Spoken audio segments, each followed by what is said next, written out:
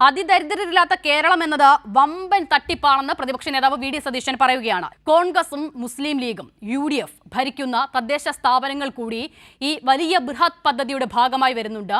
കണ്ടെത്തിയ പട്ടിക ഏറ്റവും അവസാനം സോർട്ട് ചെയ്തെത്തുന്നത് തദ്ദേശ സ്ഥാപനങ്ങൾക്ക് മുൻപിലാണ്. അപ്പോൾ അതിദരിദ്രരില്ലാത്ത കേരളം എന്ന സർക്കാരിന്റെ പദ്ധതി തട്ടിപ്പാണെങ്കിൽ UDF ഭരിക്കുന്ന തദ്ദേശ സ്ഥാപനങ്ങളും ആ തട്ടിപ്പിന് കൂട്ടുനിന്നോ?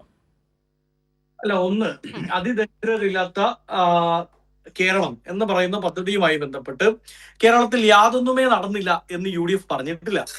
ആ പദ്ധതി ആർ ശങ്കറിന്റെ ഗവൺമെന്റ് തൊട്ട് ഇതാ അച്യുതാനന്ദൻ ഗവൺമെന്റുകൾ വഴി പിന്നീട് വന്ന എല്ലാ ഗവൺമെന്റുകൾക്കും പങ്കുള്ള ഒരു ബൃഹത്തായ പദ്ധതിയാണ്. അല്ലെങ്കിൽ അത് പേരിട്ട് വിളിച്ചിരുന്നില്ല എന്ന് മാത്രമാണ്. കേരളത്തിന്റെ ഒരു പൊതു ബോധത്തിന്റെയും വികസന സങ്കല്പത്തിന്റെയും ഭാഗമാണ്.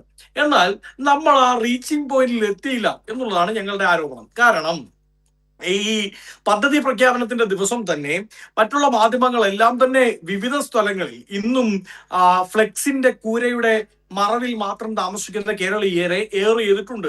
ഞാൻ അങ്ങേക്ക് വാട്സപ്പിൽ ആ വീഡിയോകൾ അയച്ചു തരാം. ഇനി ഇല്ലെങ്കിൽ എന്റെ നാട്ടിലേക്ക് നിങ്ങൾ ക്യാമറ വിട്ടു തരികയാണെങ്കിൽ വരും ദിവസം ഞാൻ ആ ചലഞ്ച് ഏറ്റെടുക്കാൻ തയ്യാറാണ്.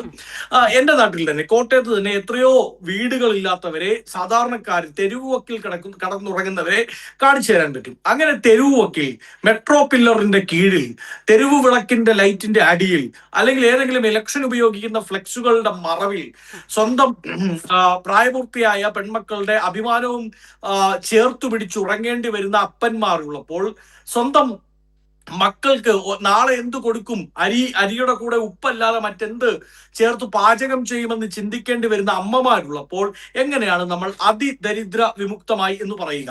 അപ്പോ ഒന്നാമത്തെ ചോദ്യം, എന്താണ് സർക്കാരിന്റെ മാനദണ്ഡം? അതിദരിദ്രർ എന്ന് പറയുന്നത് വീടില്ലാത്തവരും നാളെ എന്താണ് കഴിക്കുന്നത് എന്ന് ചിന്തിക്കുന്നവരും അത്തരത്തിൽ ആശങ്കപ്പെടുന്നവരും ആണെങ്കിൽ അങ്ങനെയുള്ളവർ ഇപ്പോഴും ഈ നാട്ടിലുണ്ട്. അവരെ ഞാൻ ചൂണ്ടിക്കാണിച്ചു തരാം. നിങ്ങൾ ക്യാമറ വിട്ടു തന്നാൽ മതി.